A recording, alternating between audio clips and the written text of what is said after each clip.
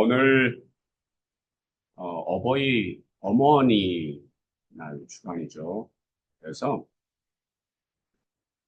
어머니에 대해서 특별히 좀 살펴볼 텐데, 마리아의 관점에서 본 어머니? 어머니 날을 맞아서 어머니의 사랑에 관해서 좀 살펴볼 텐데, 오늘 조금 다른 관점에서 보겠다. 마리아의 관점. 오늘 말씀을 먼저 함께 읽어보겠습니다. 누가복음 2장의 말씀. 2장 28절 다 같이 시므온이 아기를 안고 하나님을 찬송하이르되 주제여 이제는 말씀하신 대로 종을 편안히 놓아 주시는도다. 내 눈이 주의 구원을 보았사오니 이는 만민 앞에 예비하신 것이요 이방을 비추는 빛이요 주의 백성 이스라엘의 영광이니이다 하니 그의 부모가 그에 대한 말들을 놀랍게 여기더라. 시몬이 그들에게 축복하고 그의 어머니 마리아에게 말하여 이르되 보라 이는 이스라엘 중 많은 사람을 패하거나 흥하게 하며 비방을 받는 표적이 되게 하기 위하여 세움을 받았고 또 칼이 내 마음을 찌르듯 하리니 이는 여러 사람의 마음의 생각을 드러내려 함이니라 하더라. 아멘. 요한계시록 12장 17절 말씀입니다. 용이 여자에게 분노하여 돌아가서 그 여자의 남은 자손 곧 하나님의 계명을 지키며 예수의 증거를 가진 자들과 더불어 싸우려고 바다 모래 위에 서 있더라. 아멘. 자, 이 말씀들이 과연 어떻게 어머니와 연관이 되는지 살펴보겠습니다. 오늘 마리아, 예수 어머니 마리아의 사랑이 어떻게 우리 어머니들의 사랑과 연관이 되겠는지, 그리고 그 사랑을 이제 품고 또 세상을 향해 나가시는 두 분을 찬송을 하면서 오늘 말씀을 살펴볼게요. 먼저 동영상 하나 보실까요? 자녀들이 오기로 했었던 모양이죠. 근데 전화가 왔어요. 아마 지금 혼자 저렇게 식사를 하시는 걸로 봐서 무척 늦은 시간인 것 같다. 올 시간이 벌써 지난 시간인 것 같다. 그런데 상은 차려놓고 차마 아이들이 오기 그 상은 건들면 안 되니까 그냥 혼자 저거 드시면서 그런데 전화가 왔다. 아픈 데는 없지. 근데 뒤에 말은 무슨 말인지 잘 모르겠는데 이제 내용인즉슨 바쁜데 오려고 하지 마라 하시는 것 같았어요. 정말 저게 엄마의 사랑이겠죠. 그냥 안 오면 그냥 저 밥 고기 반찬 혼자 먹을 법도 한데 그러지 못하는 엄마. 저 사랑 감사합니다. 어, 어머니의 날 하면 5월 8일 한국에서 그리고 미국에서도 이제 5월 이렇게 하는데 이게 어, 기독교 역사 속에서 어머니 날이 일찍부터 있었더라고요. 근데 약간 좀 다른 개념이긴 했는데 영국에서 16세기경에 Mothering Sunday라는 게 있었어요. Mothering Sunday. 이거는 뭐냐면 이제 아이들이 자라나서 어느 도시로 이제 일을 갔을 때 이날은 고향으로 돌아가서 고향에 있는 교회에서 예배를 드리는 날, 고향 교회로 찾아가서 예배를 드리는 날이었다라는 거예요. 그러면서 부모님들께 심네일 케이크를 가져갔대요. 한번 보시겠어요? 저 케이크, 그래서 프루트 케이크, 각종 이제 프루트를 넣어가지고 빵을 구워서 부모님들을 찾아뵙는 날이었답니다. 16세기경에 영국에서 그런 좋은 전통이 있는지 몰랐어요. 그게 어머니 날에 좀 기독교적인 효시가 되는 날이라는 거죠. 그래서 어머니 날은 교회와 깊은 연관이 있었다. 집을 떠나서 살던 이들이 고향 교회로 돌아가면서 부모님을 만나면서 부모님께 저런 케이크를 선물하는 날. 그래서 영적인 가정 그리고 육적인 가정이 같이 만나는 날이 마더링 선데이였다라는 거예요. 그런 놀라운 전통이 있었다라는 것을 오늘 살펴봤고요. 여러분 어머니의 날 할 때 아마 어머니 마리아를 많이 떠올리진 않았던 것 같아요. 그동안 사실은 어머니 마리아는 캐톨릭에서 워낙 성모 마리아라고 이렇게 하다 보니까 개신교에서는 약간 어머니 마리아를 강조하면 어색해져요. 그럼 안 되는 것처럼. 근데 어머니 마리아는 정말 위대하신 분이거든요. 어머니 마리아를 통해서 보는 그 어머니의 기쁨을 우리는 발견할 수 있습니다. 그래서 누가복음의 시므온이 오늘 읽었죠. 아기를 안고 하나님을 찬송하이르되 주제여 이제는 말씀하신 대로 종을 평안히 놓아주시는도다. 내 눈이 주의 구원을 보았사오니는 만민 앞에 예비하신 것이요 이방을 비추는 빛이요 주의 백성 이스라엘의 영광이니다 하니 그의 부모가 그의 말들을 놀랍게 여기더라. 이 놀랍게 여기더라라는 말 속에는 아 이게 몰랐던 것을 알게 돼서 놀라는 것도 있지만 우리 아들이 그렇다고요? 정말요? 와우! 이런 거죠. 물론 천사 가브리엘을 통해서 이미 알고 있었지만 근데 하나님의 말씀이 임하시더라도 우리가 그것만 붙잡고 살진 않다 보니까 때로는 누군가가 그것을 다시 말씀해 주셔서 컨펌하실 때 우리한테 기쁨이 되잖아요. 놀라서 기뻐하는. 그래서 내 자식 때문에 부모들이 이렇게 안고 있을 때 아유 아주 장군감이네요. 그러면은 이 뿌듯하잖아요. 그래서 자녀를 낳고 키울 때 엄마의 기쁨이 있죠. 그 정말 엉금엉금 기던 애가 한 걸음 한 걸음 그리고 뛰고 달리고 엄마라고 말하고 그리고 뭔가 문장을 말하고 할 때 얼마나 기쁘냐고요. 그래서 누구는 그러던데요. 3살 정도? 그 전에 평생 받을 효도 다 받았다. 그러면서 뭐 미운 7살, 뭐 죽이고 싶은 몇 살, 뭐. 근데 그 나이가 점점 빨라진다고 하는 얘기도 들었습니다. 그래서 정말 자녀는 엄마들의, 아빠들에게도 당연히 기쁨이죠. 특별히 엄마들에게는 더구나 산고를 거치고 난 다음에 정말 그 살을 찢는 듯한 뼈를 깎는 듯한 고통 속에서 출산을 했는데 그래서 그 고통만큼이나 그 아이를 껴안을 수밖에 없는 그 사랑 그런 거잖아요. 그러니까 평탄하게 사랑하면 긴가민가인데 정말 우여곡절 속에 이게 사랑이야 전쟁이야 근데 그것들 속에 촘촘하게 들어있는 문명 공동체에 끊을 수 없는 그런 것들 그게 마리아도 특별히 예수님을 잉태하고 출산하고 기르시면서 그런 것도 있었겠죠. 그런데 그런데 마리아를 통해 보는 어머니의 고통이 있는데 이분보다 더 큰 고통이 있었을까요?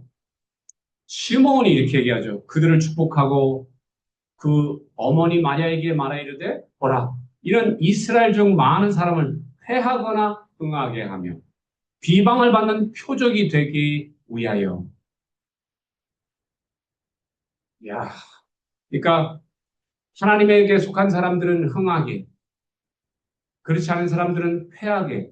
그런데 그 진리를 말하니까 어떻게 비방을 받는 표적이 됐다라는 거예요. 사람들이 그냥 놔두질 않아. 순수하게 보질 않아. 온갖 오해와 비난과 비판과 비방. 오죽하면 수제자, 오죽하면 재정 맡은 그분까지도 부인하고 배반하고. 그러니까 어떻게 보면 인간적으로 보면 이게 말이 돼? 하나님께서 하시는 거라면 그럴 수가 없잖아 라고 말할 수밖에 없는 그런 상황이죠. 그런데 하나님께서 하시는 것에는 그런 것들이 있더라. 왜? 맛있는 열매에 벌레가 많은 것처럼 그런 거란 말이죠. 그래서 아, 특별히 주목할 것이 뭐라냐면 칼이 내 마음을 찌르듯 하리니 칼이 내 심장을 도려내는 듯 할 거라는 거예요. 이는 여러 사람의 마음의 생각을 드러내려 하면.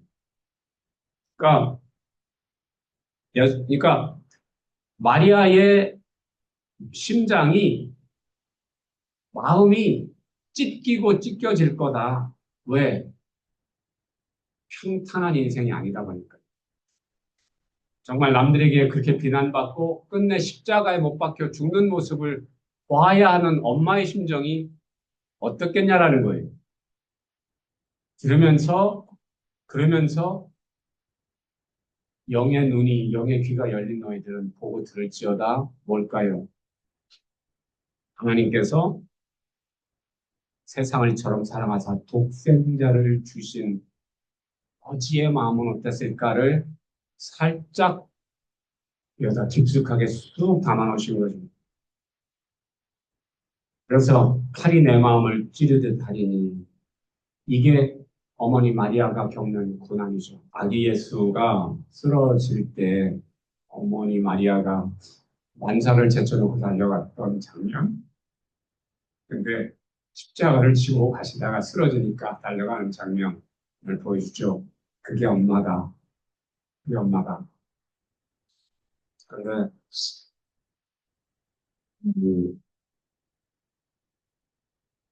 12살쯤, 그러니까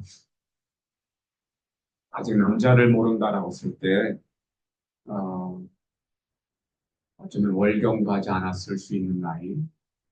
그 나이에 임신을 했으니 얼마나 당황스러웠겠어요. 그리고서는 이제 예수님을 출산하고 얼마나 기쁘셨겠어요. 그런데 시몬이 칼이 마음을 찢는 듯 하리라라고 했을 때 과연 그게 어떻게 다가올는지 막연했겠죠. 그런데 이제 저런 장면이 이제 경험을 할 때 드디어 올 것이 왔구나라는 생각이 들었겠죠. 어, 오늘 우리가 어머니 날에 이런 장면을 보는 이유가 있습니다. 왜냐하면 예수님께서 과연 그 전 3번을 보세요. 예수님께서 과연 그냥 거기다 놔두시죠. 네. 예수님께서 과연 어, 오늘날 어머니는 어떤 어머니여야 된다고 생각하실런지를 좀 살펴보려고 합니다. 뭐냐면 우리가 아까 읽었던 요한계시록 12장 17절에서 어머니를 만나게 되는데요. 이렇게 나와요. 용이 여자에게 분노하여 돌아가서 그 여자의 남은 자손 곧 하나님의 계명을 지키며 예수의 증거를 가진 자들과 더불어 싸우려고 바다 모래 위에 서 있더라. 여기서 요한계시록 12장 17절에서는 이 여자는 예수의 어머니 마리아. 그런데 그 여자의 남은 자손이 있대요. 그 여자의 남은 자손들이 누구냐면 12제자. 그리고 또 이게 확대 해석하면은 여러분들이거든요. 여러분들, 이 시대를 살아가는 모든 어머니들, 여자의 남은 자손들, 여자를 통해서 출산을 하고 그들이 어떻게 되냐면 용과 더불어 싸우는 자들이 된다라는 거예요. 자, 여기서 우리가 엄마를 만난다. 어떤 엄마죠? 마리아와 같은 엄마인데, 마리아의 아들은 뭐였죠? 하나님께서 주신 사명 때문에 비난의 표적이 되고, 그 엄마의 가슴을 후비는 그런 아들이라는 거예요. 그런 아들의 엄마라는 사실이에요. 그런데 우리가 그런 엄마가 되지 않으면 안 된다라는 사실이에요. 뒤집어 말하면. 그러니까 여자의 남은 자손이 누구냐면 곧 하나님의 계명을 지키며 예수의 증거를 가진 자들인데 그들이 옛뱀, 큰 용, 그리고 마귀와 싸우는 자들이 된다라는 거죠.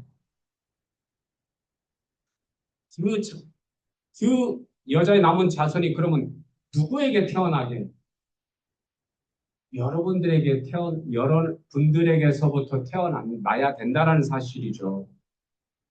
그래서 우리가 그동안 어머니날 하면 어떻게? 아까 첫 번째 봤던 동영상 같이 인간적인 불효자로서, 어머니의 사랑은 그런데 우리는 어머니의 사랑도 제대로 이렇게 효도도 못하고 하는 장면에서 굉장히 지극히 인간적인 관점 쪽에서 어머니 날을 맞았던 것 같아요. 그것도 당연히 중요해요. 저 어머님도 천국 가셨기 때문에 제가 어떻게 할 수 있는 상황이 아니다 보니까 참 가슴이 먹먹하고 답답하죠. 인간적인, 감정적인 부분도 오늘 터치를 받아야죠. 그래서 내가 정말 부모님이 아직 살아계신데 나는 얼마만큼 그 부모님을 예수님 대하듯이 섬기고 있는가라는 것은 중요한 질문이다. 왜냐하면 부모님은, 부모님은 우리가 거기에는 장수와 부귀, 영화의 비밀이 담겨 있는 분들이잖아요. 우리가 부모님께 효도를 잘하면 이 땅에서도 장수하고 땅을 차지한다. 그래서 하나님께서 보물단지로 주신 게 부모님이시고 우리가 효도를 잘해야 된다라는 거예요. 이유가 뭐냐? 그 효도에서 우리가 하나님께 드리는 효도가 배워지기 때문에 그렇다라는 거죠. 자, 그런데 오늘은 조금 다른 어머니를 좀 만나보자. 그 어머니는 영적인 어머니, 하나님의 사명의 자녀들을 키우는 어머니, 그런 어머니를 만나보자라는 거예요. 그동안에 우리가 인간적인 어머니를 만났다면 오늘 저 새로운 어머니 한 분을 좀 소개시켜 드릴게요. 그 어머니는 조선의 어머니인데요. 네, 대한조선의 어머니 조마리아라는 분이세요. 이 조마리아라는 분의 아들이 나무에 묶여서 죽었어요. 예수님은 로마의 식민지 상황에서 로마 병정들에 의해서 나무에 묶이고 달려서 죽으셨죠. 마리아의 아들 예수. 근데 대한조선의 조마리아의 아들은 일본 병사들에게 묶여서 총살을 당했어요. 자, 그런데 여기에서 저 마리아라는 분이 너무나 놀라운 이야기를 해요. 주변에 있는데 1910년 2월 14일 여순 거기서 처참하게 사형이 선포돼요. 그런데 그 안중근 의사에게 사형이 선포되죠. 이토 히로부미에 대한 저격에 대한 책임을 묻는 겁니다. 마리아는 나무에 달려 죽을 아들에게 이렇게 말합니다. 내가 어미보다 먼저 죽는 것을 불효라 생각하면 이 어미는 웃음거리가 될 것이다. 너의 죽음은 한 사람 것이 아닌 조선 인간 전체 공분을 짊어진 것이다. 내가 항소한다면 그건 목숨을 구걸하는 것이다. 나라를 위해 땀만 먹지 말고 죽어라. 아마도 이 어미가 쓰는 마지막 편지가 될 것이다. 내 수의를 지어보내니 이 옷을 입고 가거라. 어미는 현세에서 재회하길 기대하지 않으니 다음 세상에는 선량한 천부의 아들이 돼 이 세상에 나오거라. 와, 이야, 이게 어떻게 가능한 말이죠?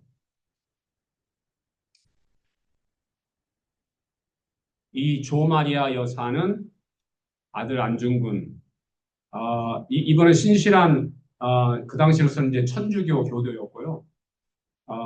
안중근 의사도 도마라는 세례명을 가진 성도였습니다. 아들은 기쁨으로 순종합니다. 그래서 항거하지 않습니다. 이분은 내가 개인 자격으로 어떤 개인을 살해한 게 아니야, 살인한 게 아니야. 나는 지금 전쟁 중이고, 나는 대한의 대한의군 참모 중장 자격으로 적을 처단한 거야. 그러니까 만국 공법에 의해 처리해라. 라고 당당하게 얘기를 했어요. 그러니까 일본 그 재판관들이 다 놀랬다라는 거 아니에요. 그런데 사형이 선고되고 사실 더 항고를 했다면 당연히 살 길을 찾았을지도 모르겠지만 이 어머니는 네가 국가를 위해서 순국해라. 비굴하지 말아라. 라는 얘기를 한 거죠. 그분이 돌아가시기 전에 유서를 썼는데 사람이 멀리 생각하지 않으면 큰 일을 이루기 어렵고 새 및 추위를 지난 뒤에야 소나무가 시들지 않음을 아느니라. 굳은 옷, 굳은 밥을 부끄러워하는 자와는 더불어 의논할 수 없지만 장부는 비록 죽더라도 마음은 쇠와 같으며 의사는 위험에 처해도 기운은 구름과 같으니라. 나라를 위해 몸바침이 군인의 본분이고 뜻 있는 선비와 어진 사람은 몸을 죽여서 인을 이루라. 이렇게 말하고 죽어간 거죠. 예수님의 아들 마리아는 죽음으로 인류를 자유케 했고 조 마리아의 아들 안중근 의사는 그렇게 죽어서 조선의 자유를 만들어냈습니다. 그리고 그 예수님, 그 안중근 의사는 오늘도 우리 마음속에 살아있죠. 그래서 누군가를 진정으로 사랑하거든 내가 만든 피의 편지를 주라. 무엇인가 진정으로 사랑하거든 그대 붉은 피의 목숨을 주라. 이제 주님께서 우리에게 주님을 사랑하는 증거를 보이라고 말씀하시죠. 그럼 어떻게 해야 되느냐? 주님께서 주신 비전의 일에 목숨을 거는 거죠. 어떻게 우리가 용과 싸워서 이길 수 있을까요? 용과 싸우는 방법은 뭐 어디 가서 막 만주에 가서 전쟁을 하고 이러는 게 아니라 나에게 주어진 비전 영역을 하나님 나라를 만들어주면 된다. 나에게 지금 현재 우리 교회, 우리 가정, 또 어딘가에 있는 사단의 영들을 제압해야 된다. 그게 우리가 싸울 용이 있는 것이다. 라는 거죠. 우리 교회, 우리 가정에 내 심령 안에 그런 용들이 있다. 그 용을 우리가 싸워서 이겨라라는 거죠. 여러분, 그래서 오늘 어머니의 날을 맞아서 우리가 생각하는 어머니는 예수님께서 원하시는 어머니는 어떤 어머니냐면 예수의 어머니 마리아와 같은 어머니, 안중근 의사의 어머니 조 마리아와 같은 어머니, 요한계시록 12장 17절의 어머니예요. 용과 싸울 사명자들을 만들어내는 어머니라는 거예요. 그래서 그냥 인간적으로, 정서적으로, 엄마한테 더 효도했어야 되는데, 이 생각 좋다. 그러나 그 인간적인, 감정적인 것에만 머물지 마시고, 오늘 예수님이 원하는 어머니가 되자. 예수님이 원하는 어머니. 그 어머니는 어떤 내 자녀를 용과 더불어 싸울 수 있는 하나님의 계명을 지키는 자들, 하나님의 비전을 붙잡은 자들, 그런 자들을 내가 만들어내지 않으면 어떤 사람일까요? 나는 세상의 어머니, 이방인 어머니와 다를 바가 없는 어머니다. 그래서 예수님께서 나를 구원하셨고 나를 어머니로 만드셨다면 이유가 뭘까요? 여자의 후손이 뱀의 머리를 상처가 내겠다고 한 그런 아들을 만들어내야 된다. 그런 딸을 만들어내야 된다라는. 그래서 우리가 이제 조금 생각을 좀 달리하자. 생각을 달리하자. 감정, 내 감정 이거 중요하지 않다. 주님께서 결국 나에게 어떤 어머니가 되길 원하느냐? 그건 뭐 어머니에게만 얘기하는 것이 아니라 아비도 마찬가지죠. 어미가 그럴진데 아비는 더 해야 되겠죠. 그래서 비전이 중요하고 그래서 멘토링이 중요하다는 거예요. 그냥 나 하나만 잘 먹고 잘 사는 게 아니라 나는 용과 더불어 싸워 이길 수 있는 용사를 만들어내야 될 그 부분이 용사를 만들어내는 부분이 멘토링 부분인 거죠. 그냥 아유 밥 잘 먹었니? 이것만 하는 것도 그거 요즘 같은 때 그렇게 대화를 나누는 것만 해도 참 귀하다. 그런데 이제는 어떻게 한 발자국 더 나가자. 그래서 어떻게 이제는 우리들의 자녀들을 용과 더불어 싸워서 이길 수 있는 승리자로 만들어내야 돼. 네. 어, 그랬던 사람이 한 명 있었어요. 미국에 앤 자비스, 앤 자비스라는 분이 계셨는데 이분의 딸이 어머니의 날을 국가적으로 만들었거든요. 이분의 딸이 앤 자비스라는 분의 딸이 애나 자비스예요. 1908년 5월 10일에 웨스트버지니아 브래프턴의 앤드류스 감리교회에서 최초로 공식적인 어머니날 예배를 드렸습니다. 근데 애나 자비스에게는 엄마 앤이 있다고 그랬잖아요. 앤이 엄청난 분이에요. 앤이 예수님의 엄마 마리아와 같은 사람. 앤 자비스는요, 남북전쟁 때 그 전부터 활동을 했는데 어떤 활동을 했냐면 Mother's Day Work Clubs라는 걸 만들어가지고 엄마들을 계몽시켜가지고 이 자녀들에게 깨끗한 우유 먹이기, 위생적으로 키우기. 그래서 그 당시에 유아 사망이 굉장히 많았답니다. 이러저러한 이유로 질병과 이런 것들로 그 죽어가는 아이들을 살려내기 위한 방편으로 엄마들이 연합체를 만들어가지고 Mother's Day 워크클럽을 만들어가지고 우리 엄마들의 날 그래서 엄마들이 자녀들을 살려내는 일들을 하자라고 분명히 일어섰다는 거예요. 이유가 뭐냐?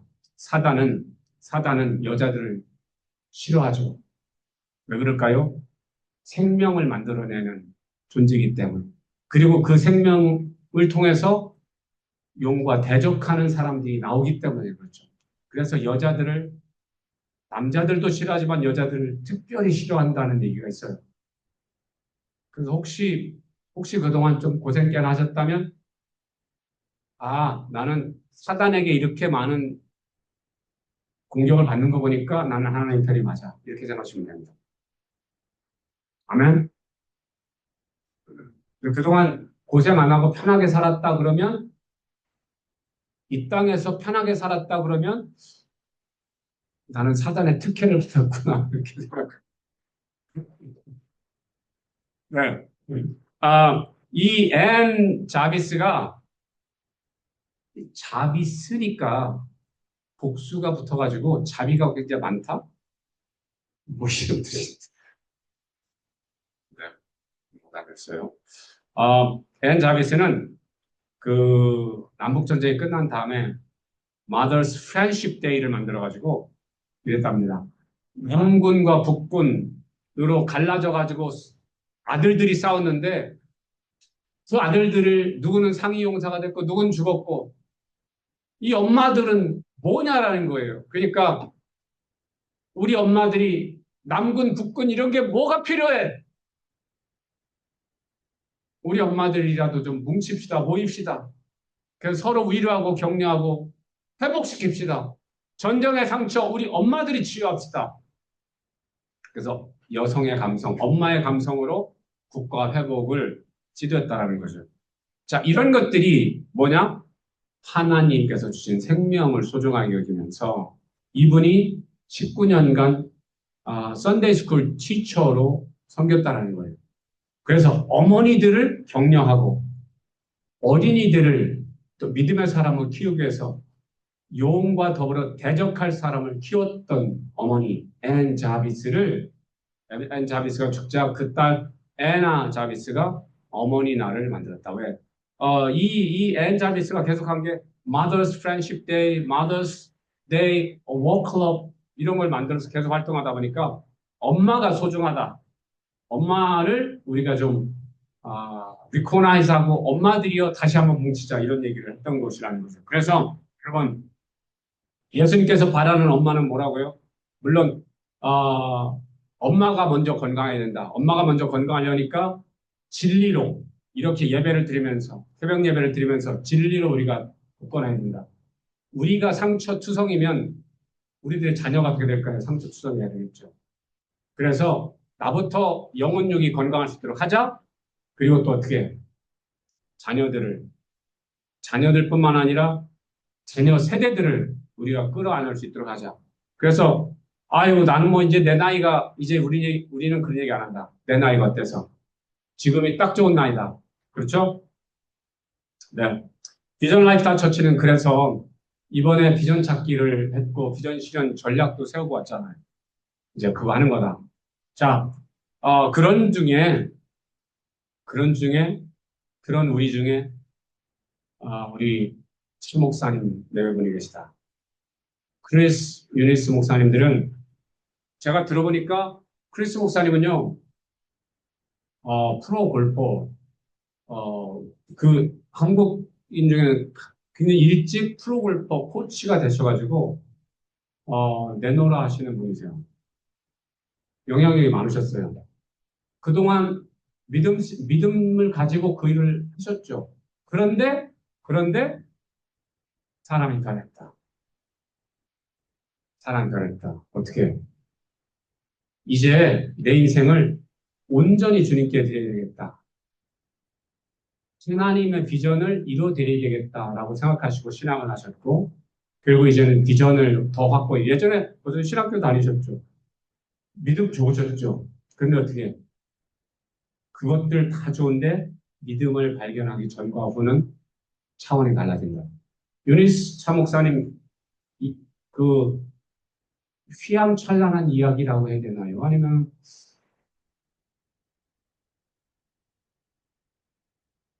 뭐라고 얘기해야죠?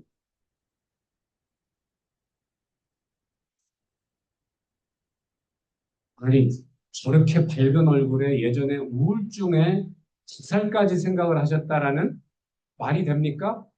왜 그랬을까요? 믿음이 없었냐? 있으셨다니까요. 신학교도 다니셨다니까요. 그런데 우울증이었다라니까요. 왜 그럴까요? 아, 수단은 누구를 싫어한다? 여자를 싫어한다. 특별히 여자를 싫어한다. 누구나 예뻐, 더구나 또 믿음이 좋아. 이러면 더 싫어한다. 그러니까 아, 사단은 거짓말시키고 죽이고 멸망시키려고 하잖아요. 그러니까 어, 당시 신학교를 다니시면서도 우울증이 있으셨던 거죠. 그런데 여기서 중요한 건 하나님께서 그걸 모르셨을까요? 아셨어요? 왜 허락하셨을까요? 이유는 내 자녀들이 숱하게 그런 사단의 공격과 미혹 속에서 고통을 받으니까 따라 네가 한번 겪어봐. 그리고 그것의 고통도 느껴보고 그것이 얼마나 허탄한 사단의 미혹 속에서 일어나는 것인지 네가 실체를 그 속에 들어가서 봐. 그런 다음에 어떻게 해? 그때쯤 되니까 기도도 못하겠더라는 거죠. 근데 어떻게 해? 성령님은 한탄하며 기도하셔. 그래서 나는 내가 어쩔 수 있는 존재가 아니다. 그런데 성령님께서 함께 하시니까 이길 수 있었고 이겨내셨고 그러면서 지금 비전을 발견하시면서 어떻게 됐죠?